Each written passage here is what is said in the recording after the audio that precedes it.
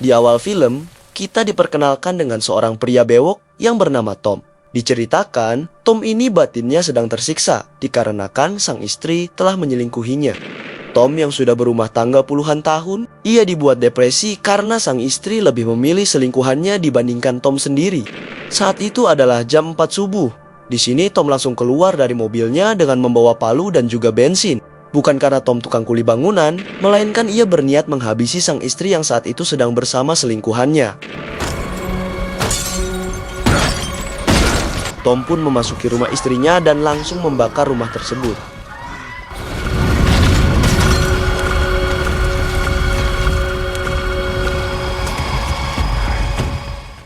Langit sudah mulai cerah. Di tempat lain, kita diperkenalkan dengan seorang janda beranak satu yang bernama Rachel. Rachel yang baru bangun dari tidurnya, ia mendapat telepon dari pengacaranya. Pengacaranya mengabarkan kalau mantan suami Rachel ingin mengajukan banding untuk menggugat rumah Rachel. Rachel yang mendengar hal itu, ia hanya bisa bungkam dan mengajak pengacaranya untuk bertemu nanti siang sembari membicarakan masalah ini.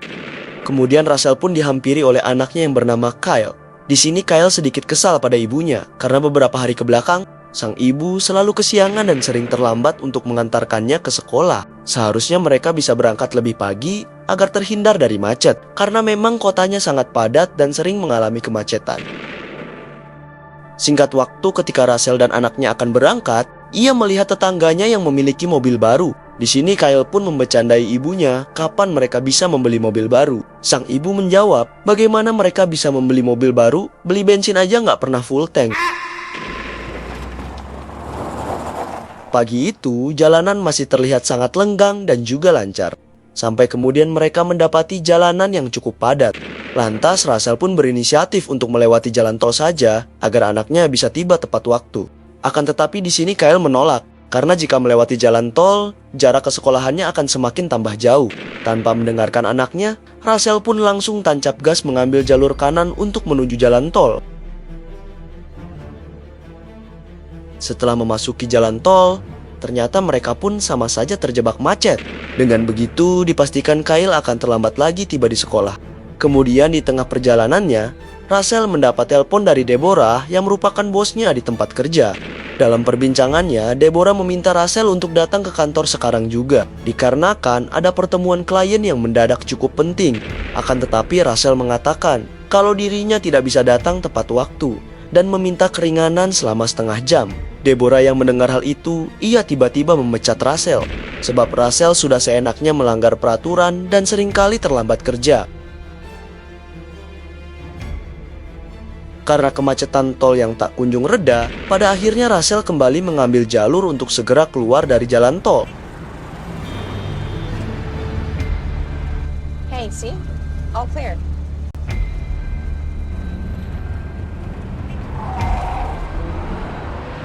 Setelah keluar dari tol, di lampu merah mereka mendapati mobil yang tak kunjung berjalan. Padahal lampunya sudah hijau. Sontak hal tersebut membuat Rachel jengkel dan langsung menekan klakson terus-menerus.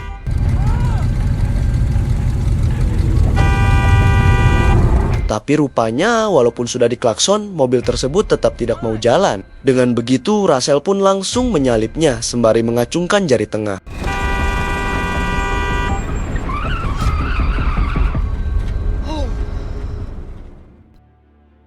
Kemudian saat di lampu merah berikutnya, ternyata mobil yang Rachel klakson adalah mobil Tom yang tadi subuh telah membasmi sang istri dan selingkuhannya. Di sini Tom pun menegur Rachel. Tom mengatakan kalau Rachel sepertinya tidak mempunyai etika dalam berkendara. Menurut Tom, seharusnya Rachel membunyikan klakson teguran santai, bukannya memberi klakson yang membuat risih pengemudi lain. Rachel yang diceramahi oleh Tom, ia tidak terima dan membalikan kalau Tom lah yang tidak punya etika dalam berkendara. Pasalnya, Tom sudah menghambat jalan orang lain, padahal lampu lalu lintas sudah hijau. Tom kemudian menjelaskan kalau sebenarnya ia tidak bermaksud untuk menghambat jalan. Ia tak sengaja ketiduran karena hari ini dirinya telah mengalami hari yang buruk. Tom pun mengaku salah dan meminta maaf kepada Rachel. Akan tetapi Rachel yang merasa paling benar bukannya memaafkan Tom, ia malah berkata kasar kepada Tom. Kyle yang terkejut mendengar ibunya mengatakan perkataan tidak pantas, ia pun meminta sang ibu agar sebaiknya kalian bermaaf-maafan dan saling memaafkan. Akan tetapi lagi-lagi Russell masa bodoh dengan omongan anaknya. Ia malah terus nyerocos yang membuat Tom kehabisan kesabaran. Di sini Tom tiba-tiba mengatakan, mungkin Russell tidak pernah mengalami hari yang buruk, dan sekarang akan menjadi hari yang buruk bagi Russell. Ketika lampu lalu lintas sudah hijau, inilah yang dilakukan Tom. Gara-gara perbuatan Tom itu, Russell seketika menjadi syok. Ia benar-benar mengalami pagi yang buruk demi mengantar anaknya ke sekolah. He was using that flip phone. If we had your tablet, he could know where we are. What? He did know where we were, but... Akhirnya, mereka pun sampai di sekolah. Sebelum Russell meninggalkan anaknya, ia pun meminta maaf kepada Kyle dan berjanji tidak akan kesiangan lagi untuk mengantarkannya bersekolah.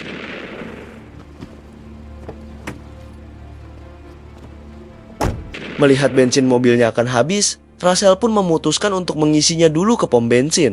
Di sini, Russell pun menelpon pengacaranya. Russell mengubah jadwal pertemuannya yang tadinya akan bertemu siang hari, ia memajukannya untuk bertemu setengah jam lagi.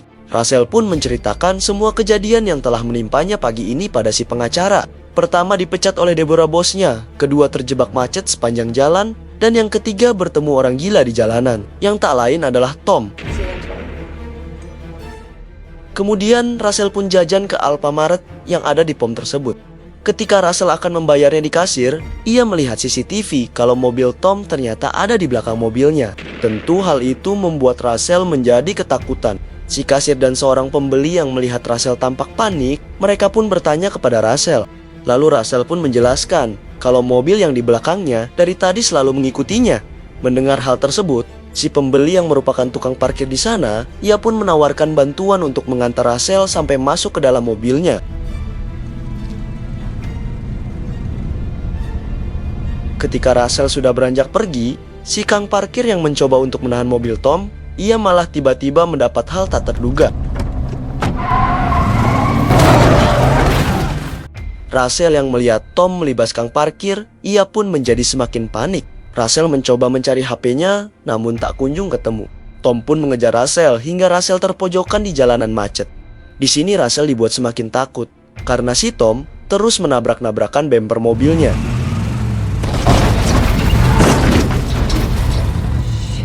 Kemudian, Russell mengambil jalan lain agar bisa keluar dari kemacetan.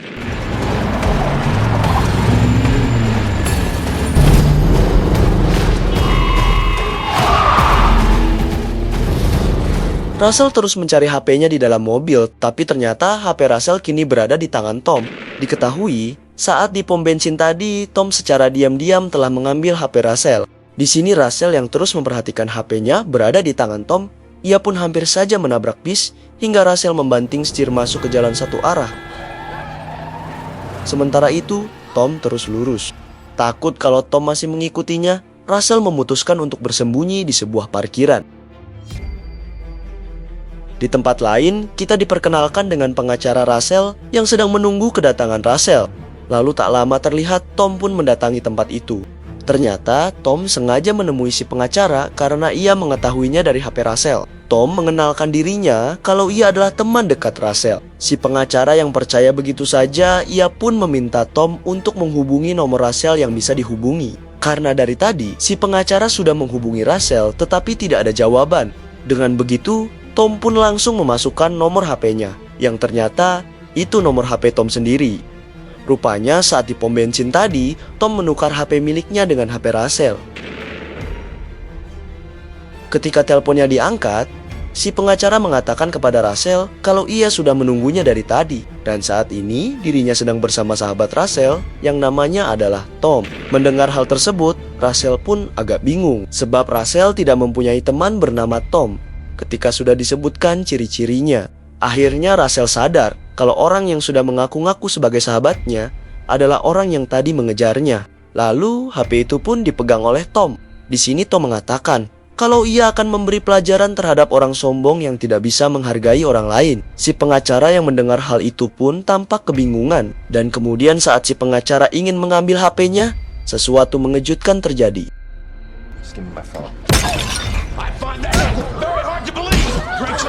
Si pengacara pun sempat bertanya, apa salah dan dosaku kepadamu hingga Tom melakukan ini? Tom menjawab kalau dirinya sudah membuka WhatsApp Russell dan membaca semua pesan antara pengacara dengan si Russell, sehingga Tom mengetahui kalau Russell sudah berselingkuh dengan si pengacara yang berkedok mengurus perceraian Russell dengan suaminya. Padahal yang menyebabkan Russell bercerai dengan suaminya karena orang ketiga, yaitu si pengacara sendiri. Tom sangat benci dengan perselingkuhan karena dirinya juga telah diselingkuhi oleh istrinya.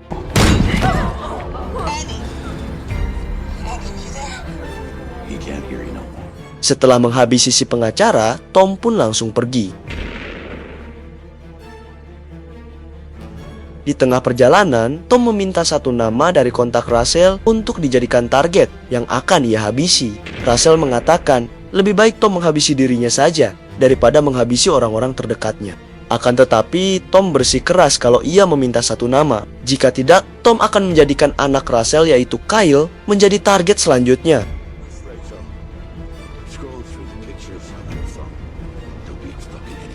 Mendengar hal tersebut, Russell yang tak mau anak semata wayangnya menjadi korban, pada akhirnya ia pun memberikan satu nama yaitu Deborah, yang merupakan bosnya Russell yang baru saja memecatnya. 8277 Walnut Avenue. She fired me. You know what I can do?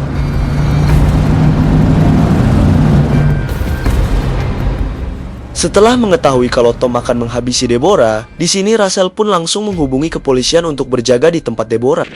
Kemudian Russell dengan segera OTW ke sekolah untuk menjemput sang anak.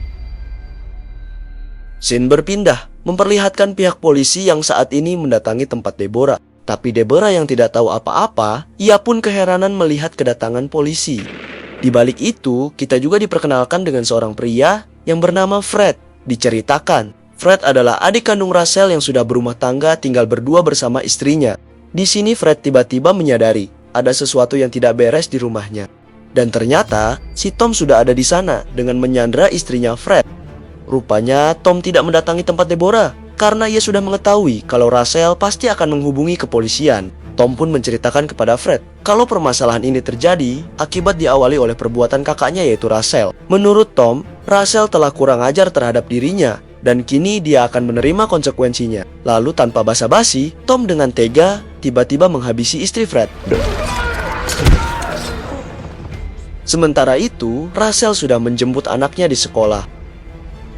Kemudian di jalan Russell ditelepon oleh Tom yang mengabarkan kalau dirinya sekarang sedang berada di rumah Fred. Ia sudah menghabisi istrinya dan kini ia akan menjadikan Fred sebagai korban selanjutnya. Fred yang sudah dilumuri bensin oleh Tom pun sudah bersiap dengan korek apinya. Namun ketika Tom akan membakarnya, tiba-tiba datanglah seorang polisi. Tom langsung kabur, tetapi polisi tidak mengejarnya karena ia mementingkan membantu Fred yang kepanasan karena diselimuti api. Tom yang berhasil kabur, di jalan ia pun kembali menghubungi Russell. Tom mengabarkan kalau dirinya sudah selesai menjalankan misinya untuk menyerang adik Russell. Dan kini, ia mempunyai target untuk menghabisi anak Russell, yaitu si Kyle. Mendengar hal tersebut, Russell pun menjadi tambah takut. Ia mencoba meminta maaf, akan tetapi Tom menolaknya. Karena Tom sadar kalau maafnya itu bukanlah dari hati, melainkan karena Russell sudah panik dan takut pada dirinya. Lalu Tom juga mengatakan, gara-gara Russell menghubungi polisi, kini baunya terluka akibat tembakan polisi. Russell yang mendengar hal itu, ia langsung berkata, semoga Tom akan mati kehabisan darah. Sontak Tom yang mendengar hal tersebut, ia menjawab kalau perkataan Russell barusan adalah dari hati, sedangkan kata maafnya hanya ucapan omong kosong. Russell yang merasa greget, di sini ia pun membantingkan HP milik Tom sampai hancur berantakan. Lalu Russell dan anaknya langsung melanjutkan perjalanan. Di jalan, Kyle teringat kalau dirinya pernah membawa sebuah tablet yang ia simpan di dalam mobil. Dengan begitu, Kyle pun langsung mencari tabletnya itu. Di tablet tersebut terdapat aplikasi pelacak yang tersambung dengan HP Russell. Artinya selama ini, Tom bisa mendeteksi keberadaan Russell kemanapun ia pergi, karena si Tom bisa melacaknya dari sambungan HP Russell, dan begitu juga sebaliknya. Di sini, Kyle mencoba melacak keberadaan Tom dengan tabletnya itu.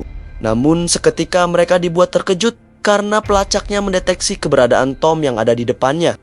Dan benar saja, ternyata Tom ada di hadapan mereka dengan menggunakan sebuah mobil yang ia curi dari tetangganya Russell. Russell pun menyadari hal itu karena ia teringat kala itu tetangganya membeli mobil baru yang masih menggunakan plat nomor sementara. Tom membuang mobil pickupnya sendiri karena mobilnya itu sudah menjadi buronan para polisi.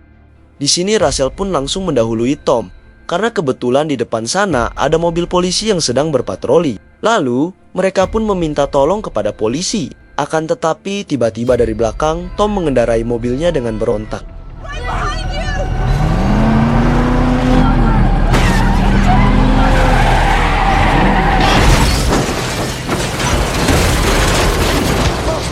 Akibat ulahnya itu, terjadilah kecelakaan beruntun yang memakan banyak korban.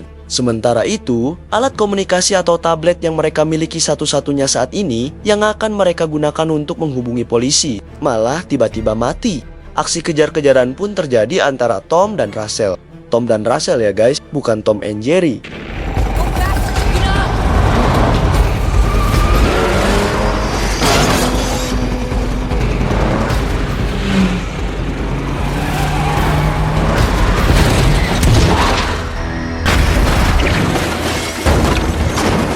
Pada akhirnya, Russell memutuskan untuk masuk ke sebuah komplek perumahan milik almarhum sang kakek. Di sini Tom sempat terkecoh karena ia kelabasan, sedangkan Russell berhasil belok ke komplek tersebut. Kompleknya ini memiliki jalan yang sangat rumit, dan orang baru yang memasuki komplek ini dipastikan akan kesusahan mencari jalan masuk ataupun jalan keluar. Atas tindakan Russell ini, ia berhasil menghindar dari Tom, sedangkan Tom masih di belakangnya, kebingungan dengan lika-liku jalanan di sana. Kemudian Russell pun memerintah sang anak untuk masuk ke dalam rumah kakeknya dan menyalakan alarm pertolongan kepada polisi. Sementara Russell sendiri akan membuat jebakan Batman jika nanti Tom berhasil menemukan keberadaan mereka.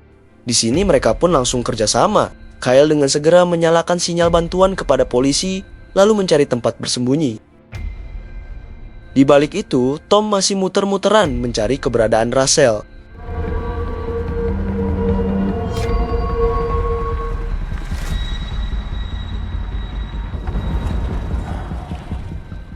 Hingga Tom mulai pasrah dan langsung meminum obat penenangnya. Tapi di sini, tak disangka Tom melihat mobil Russell yang sedang terparkir. Namun tiba-tiba, sesuatu tak terduga terjadi.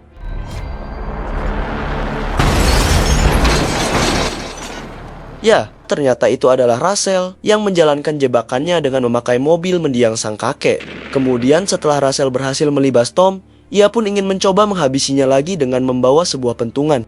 Tapi Russell terheran-heran sebab Tom tidak ada di dalam mobil. Hingga kemudian sesuatu tak terduga terjadi. Tom tiba-tiba muncul dari belakang, tetapi ia tidak berniat menghabisi Russell, melainkan Tom akan menghabisi anaknya. Karena tujuan Tom ingin membuat Russell menderita hidup-hidup dan selalu mengingat kalau hari ini adalah hari terburuknya. Kemudian Tom pun langsung mencari keberadaan Kyle, sedangkan Russell belum pasrah dan kembali bangkit untuk masuk melewati pintu belakang. Kyle terus bersembunyi dengan senyap, berharap Tom tidak dapat menemukannya. Lalu tiba-tiba Kyle terkaget dan berteriak, tapi rupanya itu adalah ibunya. Di sini Russell pun menyuruh sang anak untuk tetap tenang. Akan tetapi karena teriakan tadi membuat Tom mengetahuinya dan langsung mencarinya.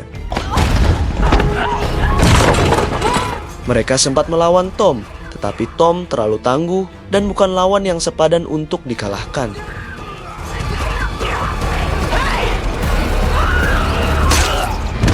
Hingga di suatu kesempatan, Russell berhasil mencolok matanya dengan sebuah gunting. Para polisi mulai berdatangan. Namun sebelum polisi datang, Russell kembali menancapkan guntingnya itu dengan cara seperti ini. Akhirnya Tom pun tewas. Lalu kemudian para polisi pun langsung menangani kekacauan itu. Di sini salah satu polisi memberi kabar baik kepada Russell. Ia mengatakan kalau adik Russell yang bernama Fred berhasil diselamatkan.